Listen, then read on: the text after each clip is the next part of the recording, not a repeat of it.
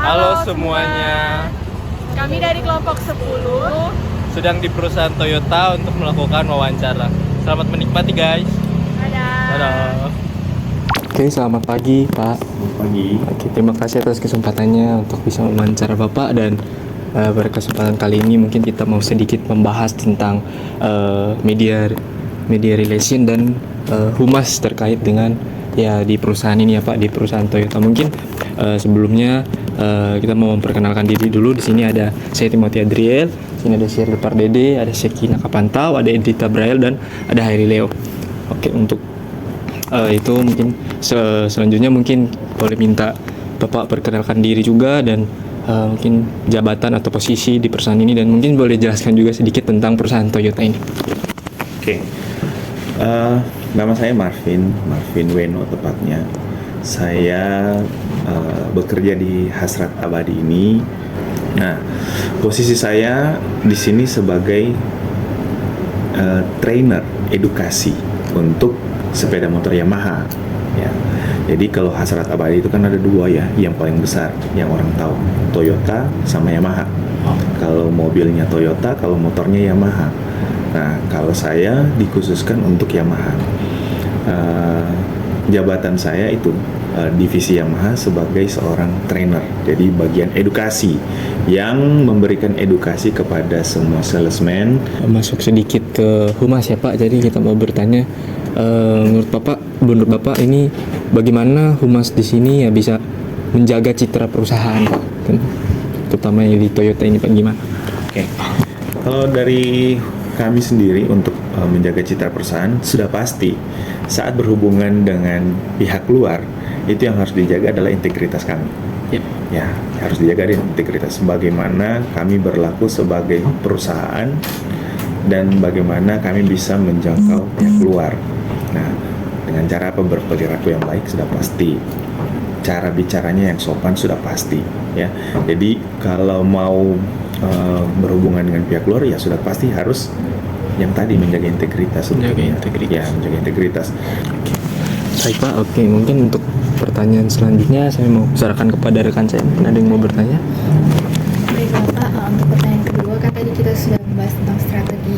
Nah, untuk pertanyaan kedua, jenis media apa yang menjadi prioritas Toyota dalam menyampaikan informasi kepada publik, seperti sosmed atau Instagram? Oke. Kalau di kami punya media fisik dan media online. Sudah pasti ya. Media fisik itu sudah pasti adalah billboard. Itu media fisiknya. Billboard salah satunya. Ya. Kemudian ada juga iklan di radio. Ya. Jadi ada iklan di radio, ada juga iklan di media fisik seperti koran. Ada juga media online. Nah, media online itu yang paling banyak dipakai untuk sekarang ini adalah Instagram dan Facebook.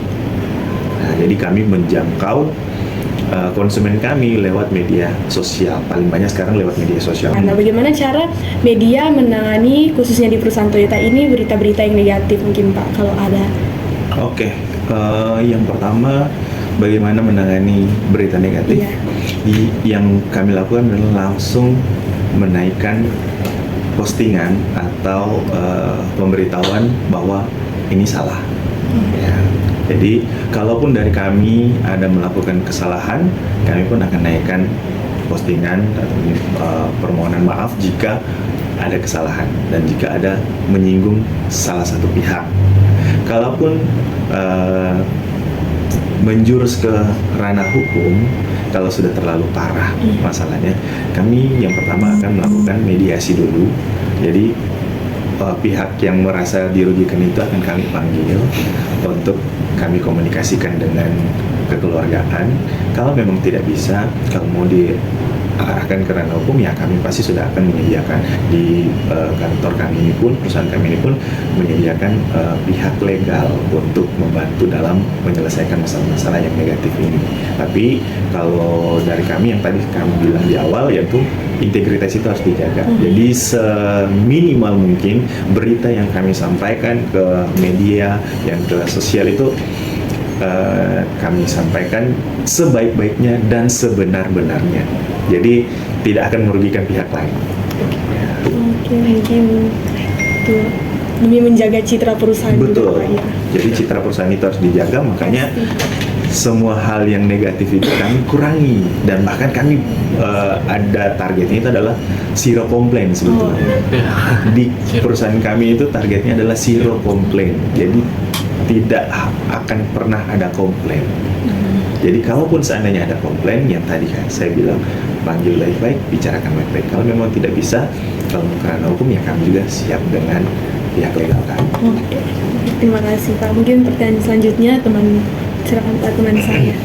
Bagaimana Toyota menyesuaikan penulisan pesan humas untuk audiens yang berbeda-beda? Nah, pastikan audiens atau halayak yang dituju ini pasti berbeda-beda, seperti media lokal, media internasional, ataupun komunitas tertentu. Nah, bagaimana dari pihak Toyota ini menyesuaikan penulisan pesan humas untuk audiens tertentu? Oke. Karena kami tujuannya ke halayak umum, makanya untuk pesannya yang pasti bahasanya itu harus bahasa yang umum dan mudah dimengerti oleh semua orang. Ya, kalau kami tekankan untuk orang Manado saja, bisa tuh isi postingannya pakai bahasa Manado. Ya, toh? Misalnya kalau ada event, halo masyarakat Manado, datang jongonnya itu pakai bahasa Manado. Tapi kalau pemberitahuannya untuk umum, misalnya ada undian berhadiah atau apa semuanya, itu kami pakai bahasa yang baku dan umum yang bisa dipahami oleh semua orang.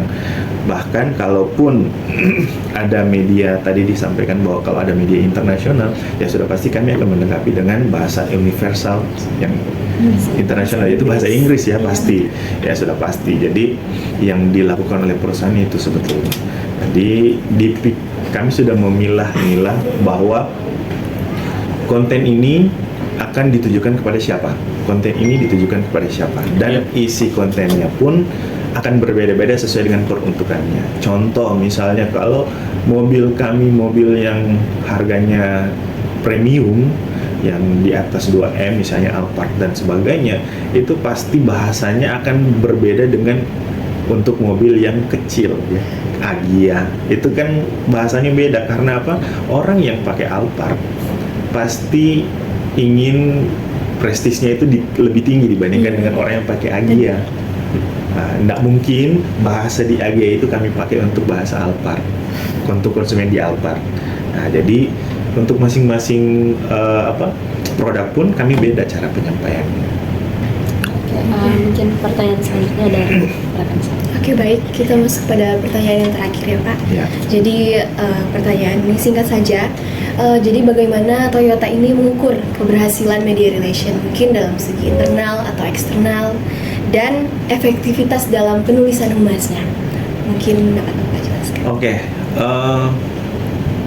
efektifnya mengukurnya adalah dengan berapa banyak produk kami terjual dari konten yang kami bagikan kepada masyarakat. Ya, kalau bahasanya kena, sudah pasti orang akan tertarik untuk membeli. Kalau bahasanya tidak bagus, pasti orang tidak akan tertarik untuk membeli. Ya, contoh misalnya ada event kami kemarin di Hasrat Fair. Datang dan hadirilah Hasrat Fair dengan hadiah undian berupa sepeda motor Vasio, itu pasti orang akan tertarik.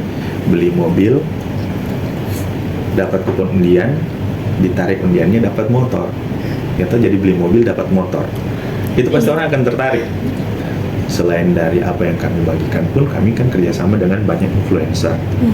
Nah, influencer ini juga sudah sebelum mereka memberitakan produk kami, itu ada pertemuan dulu dengan kami untuk disampaikan bahwa produk ini segmentasinya ini, produk ini segmentasi, agar yang tadi saya bilang di awal bahwa jangan salah bicara tentang produk.